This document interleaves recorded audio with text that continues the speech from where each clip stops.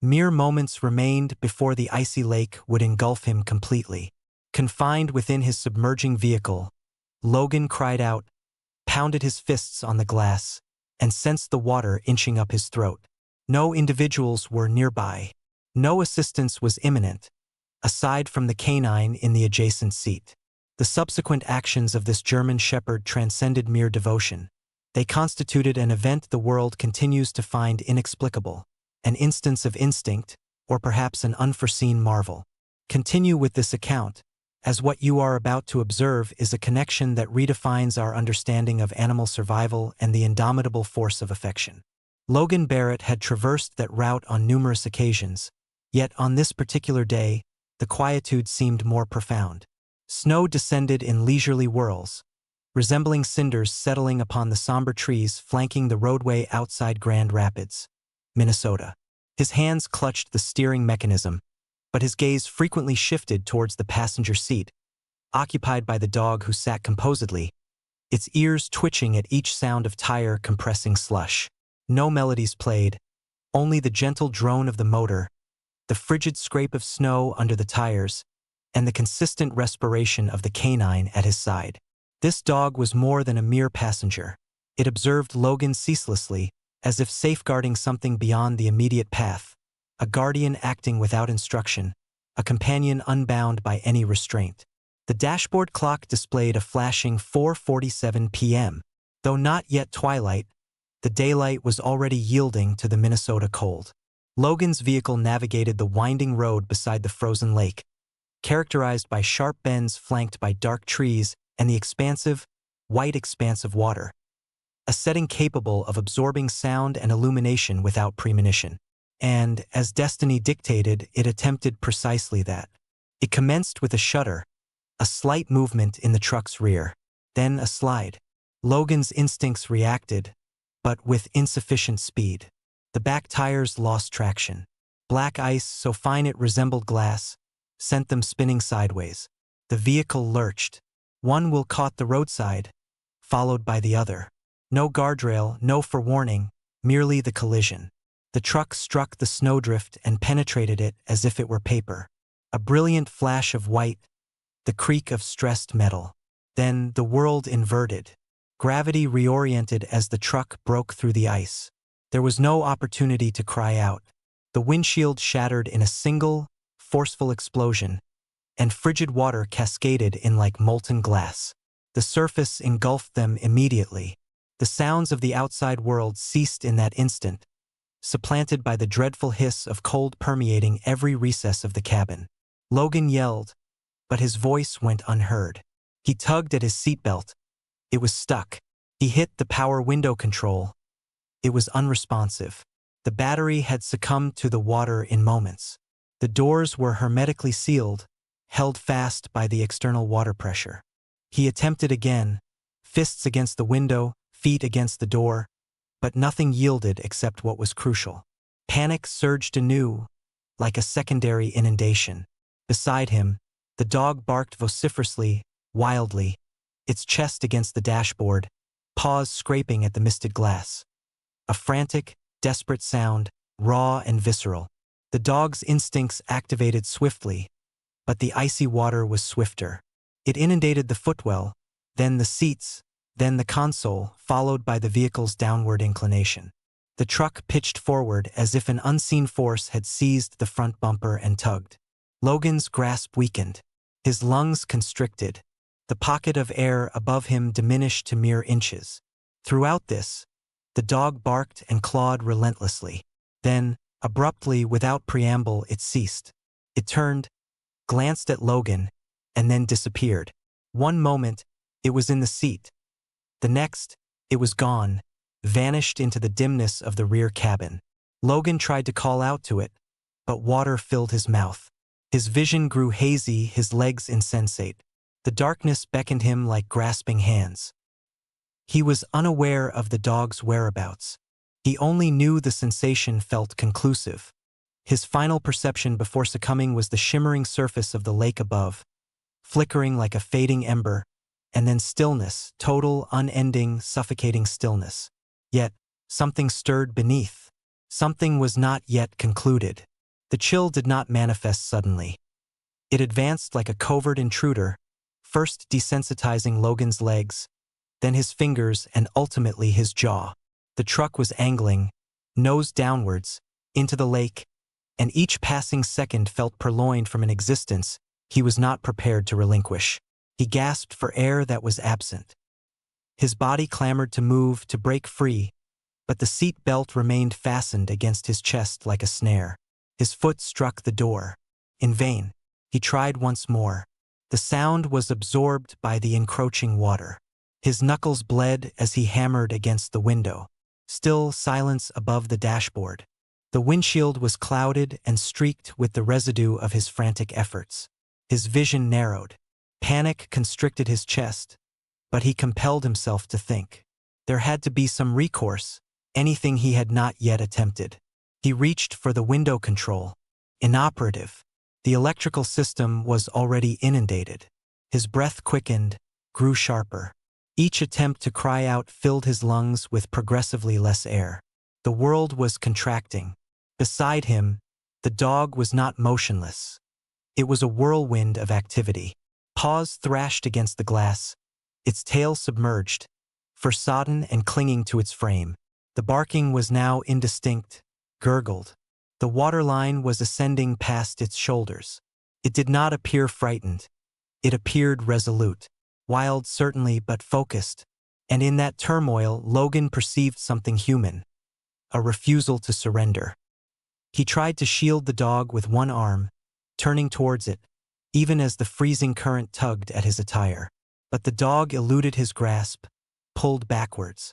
Logan twisted just in time to witness it leap from the back seat to the rear hatch, splashing through the submerged space like a phantom into mist. Then, nothing. Gone. Logan's voice fractured as he shouted its name into the darkness, but only bubbles ascended in response. The ceiling was now at his mouth, the final inch of breathable air. His chest heaved against the seatbelt.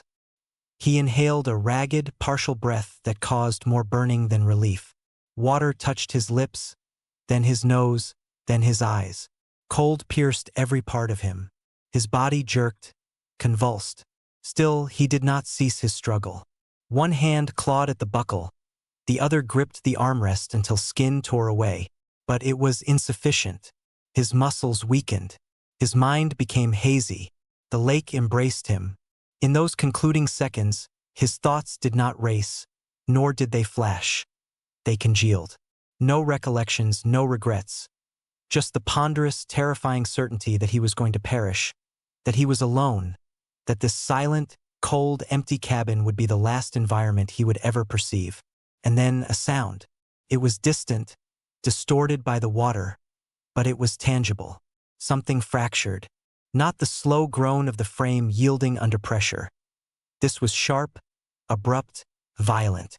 A torrent of bubbles erupted across the passenger side. And then light, not sunlight, not headlights, but shattered daylight. The window had burst open, scattering shards of glass into the water like silver needles.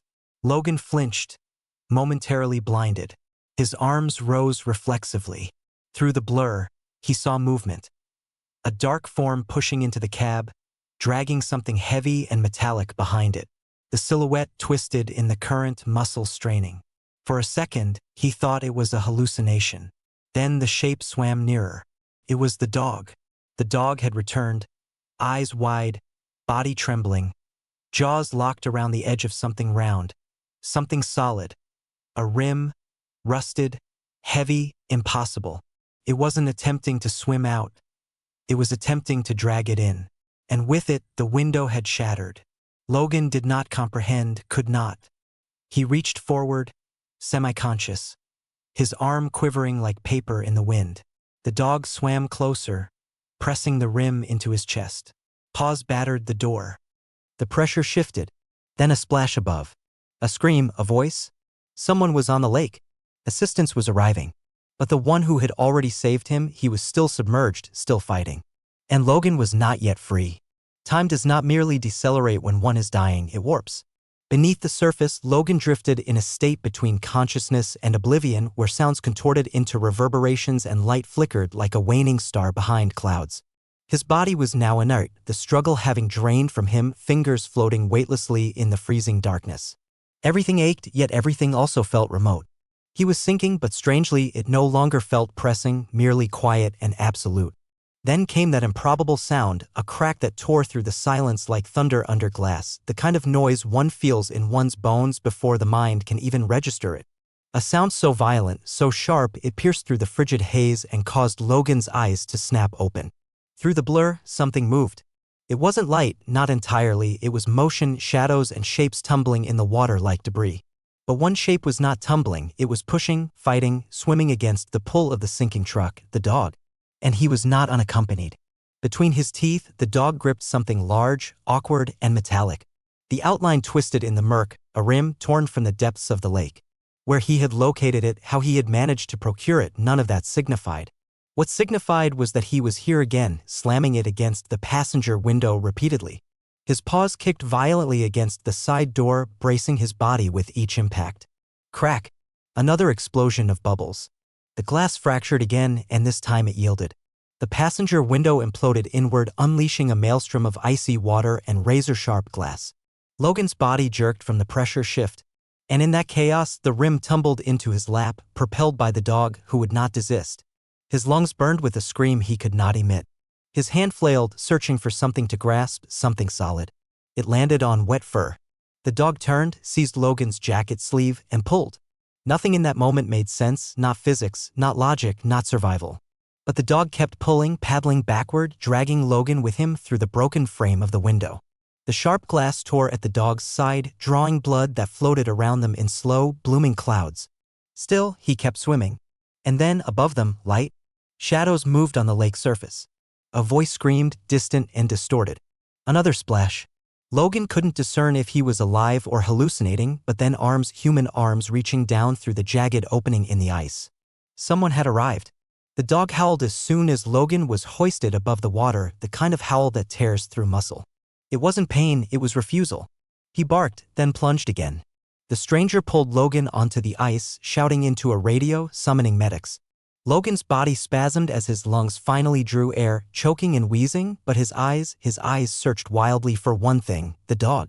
He broke the surface seconds later, blood mingling with water in streaks across his neck and chest. He hauled himself onto the ice with sheer force, claws scrabbling for purchase. And then he didn't run. He didn't sit. He simply staggered towards Logan and collapsed beside him, not breathing heavily, not crying out, just there, silent, shaking, staring at him with eyes that conveyed, "You're not finished, so I'm not either." Logan attempted to reach out, his hand trembling. The dog didn't flinch.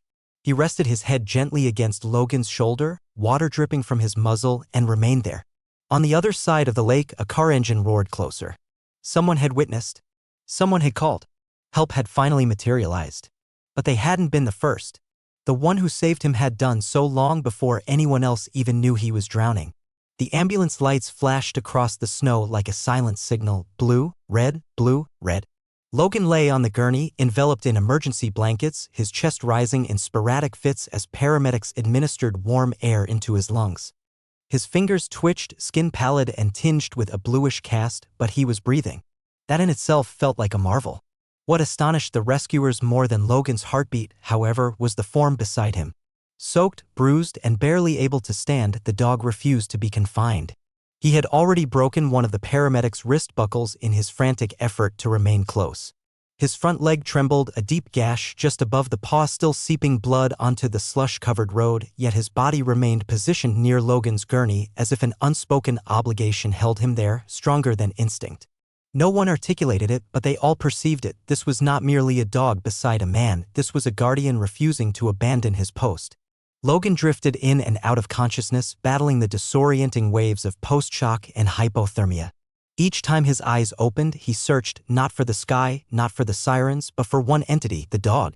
Every time he located him, and every time, that dog was watching back. A bystander who had stopped at the accident site could not stop replaying his dash cam recording.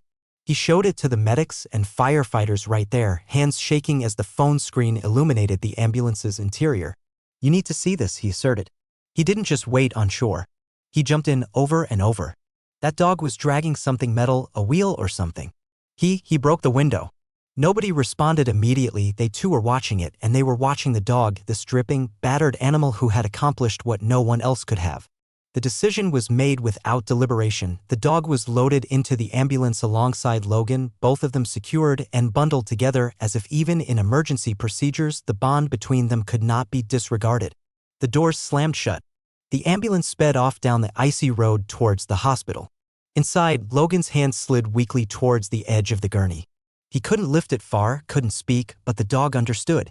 He edged forward, inch by inch, until his snout rested against Logan's fingers, eyes closed, chest rising with labored breaths.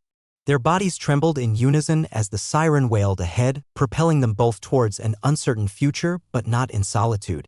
In the waiting room, staff members whispered in disbelief. The glass broke, one nurse remarked quietly, observing the footage again. But how did he even retrieve the rim? Those things weigh more than the dog itself. Another EMT examined the X-rays being printed for the dog, multiple small fractures, deep lacerations along his chest and legs, internal bruising near the ribs. Yet he hadn't whimpered once, not when they cleaned the wounds, not when they bandaged him, not even when they attempted to lift him onto the veterinary gurney. He only howled when they moved him too far from Logan's side. "I've never seen a dog do this," the vet murmured. "Not like this." Back in Logan's room, the machines beeped rhythmically. The four-drip whispered beside his bed. His lips parted slightly. "Is he here?" he mumbled. A nurse nodded and gestured. The dog was curled in the corner, eyes wide open, ears alert, observing him through the quiet hum of the hospital night. "Good," Logan whispered before succumbing to sleep once more. There were 100 matters still unresolved, 1,000 questions left behind at the lake. But one thing at least was evident: Logan had survived because the dog would not permit him to perish. Hospitals possess their own distinct form of silence, not serene, but filled with anticipation, the kind that hovers over every electronic beep and hum like an unanswered query. Logan lay a note beneath a covering of wires and warm compresses. Yet, it wasn't the tubes in his arms or the machinery beside him that felt the most peculiar. It was the warmth on his left side, the unmistakable pressure of the dog curled against him, fur damp, breath regular, eyes wide open and unblinking. No one could persuade him to move, not the nurses, not the veterinarian, not even the animal control officer who appeared just in case.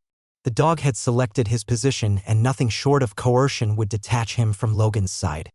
Each time someone approached too quickly, he lifted his head, ears erect, teeth barely visible, a quiet admonition that conveyed, "He's mine. You don't touch him without my presence." A nurse named Mara leaned in slowly, her voice calm. "He dragged a car rim underwater. You're aware of that," she whispered to her colleague.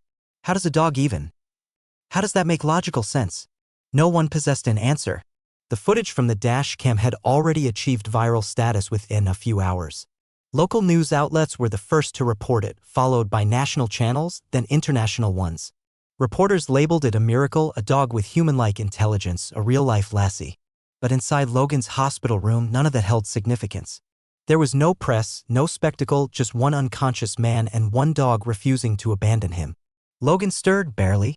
His eyelids fluttered open as if they had forgotten the motion. His gaze was unfocused, then it steadied. His breathing transitioned from shallow gasps to slow, deliberate inhalations. His lips parted. "Where?" His voice was a mere scratch. The nurse leaned in, but the dog was already ahead of her. He rose slowly and stepped closer, resting his snout gently on Logan's arm. That single touch, warm, certain, made Logan's eyes flutter again. "He's here," the nurse said softly.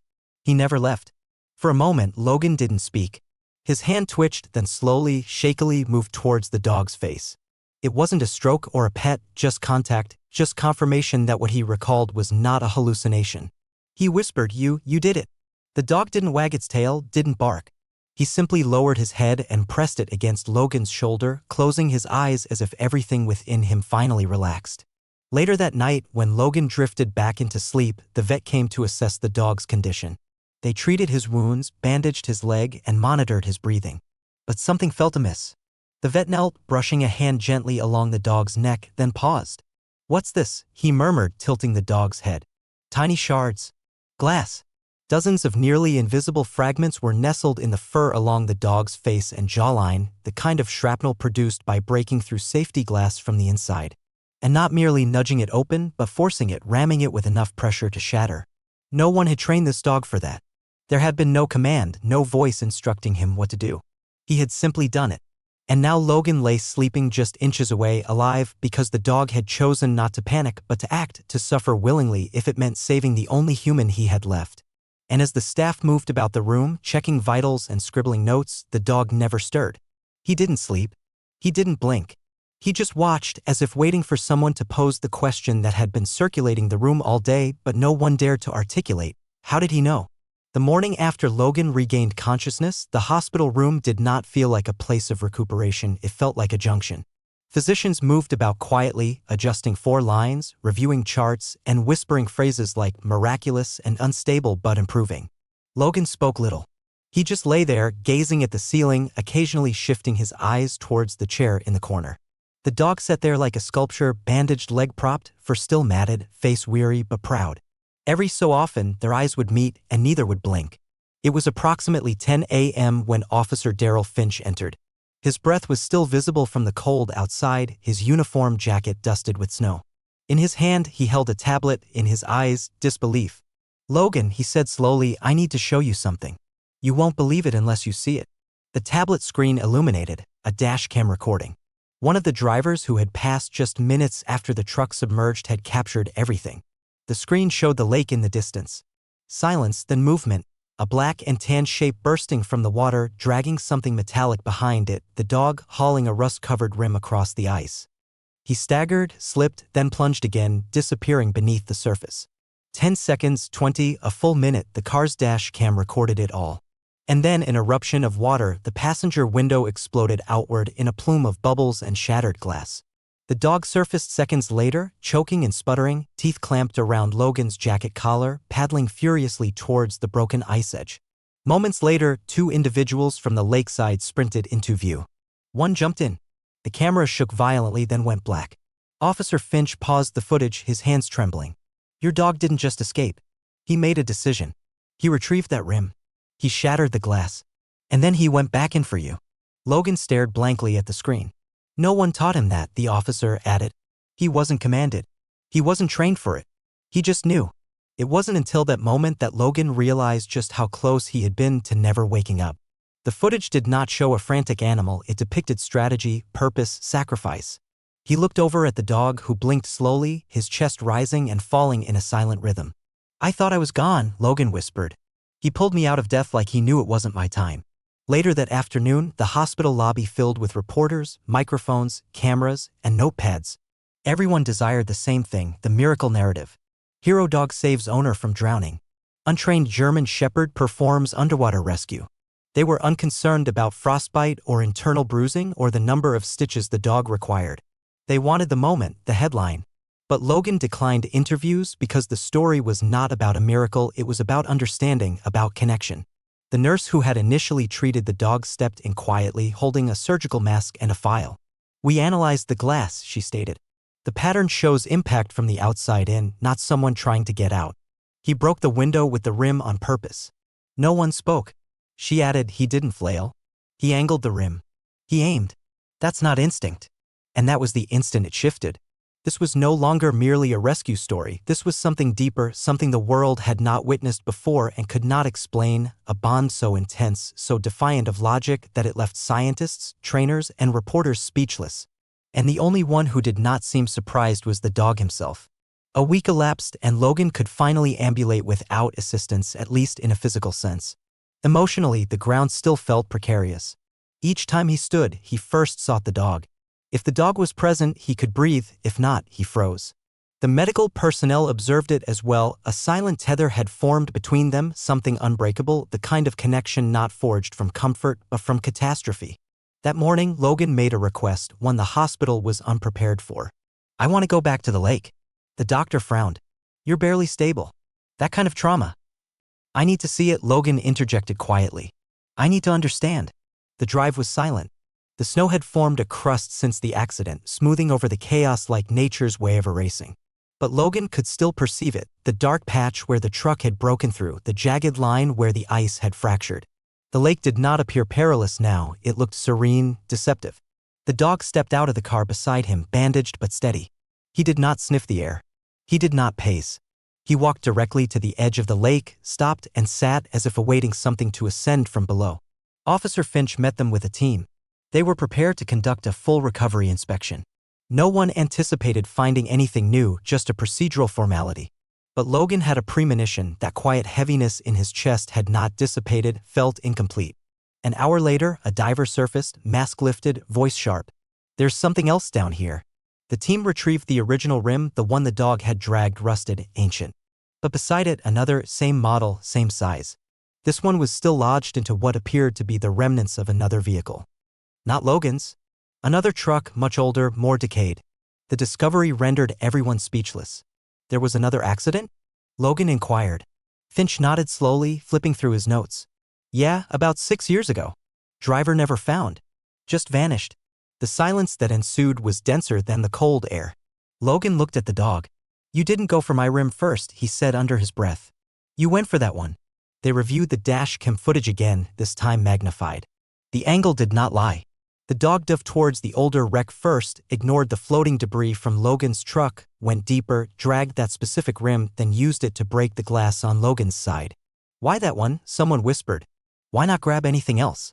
The dog offered no reply, naturally. He just stood there, staring into the lake as if it owed him something, as if it had taken something long ago and now he had reclaimed something in return. A journalist attempted to frame it as coincidence. A trainer suggested it was scent memory. But Logan was indifferent to the theories circulating. He had seen the dog's eyes, seen him pause at the lake's edge before diving, seen him choose.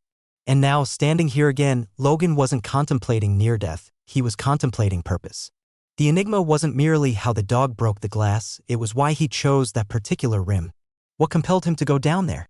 What made him dive directly to a grave that had been undisturbed for years and retrieve something that did not belong to Logan at all? And perhaps he would never know. Perhaps none of them would.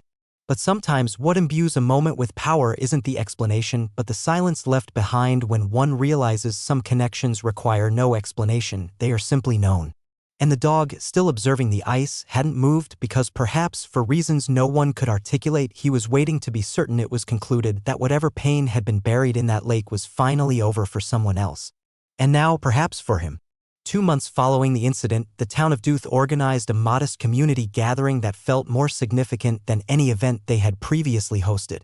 The auditorium was filled to capacity, some attended out of curiosity, others from gratitude, and still others because, deep down, they yearned to believe in something once more, something pure, something unbought, unrehearsed, or unstaged.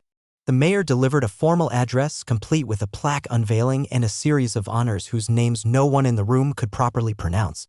Yet, none of it truly resonated until the quiet moment when Logan rose from the front row, slowly and stiffly, still recuperating, and walked to the center of the stage, the dog limping beside him. He had no prepared speech, did not clear his throat or adjust the microphone. He simply stood there, allowing the room to hold its breath, and looked down at the dog who had already captivated every heart in that building.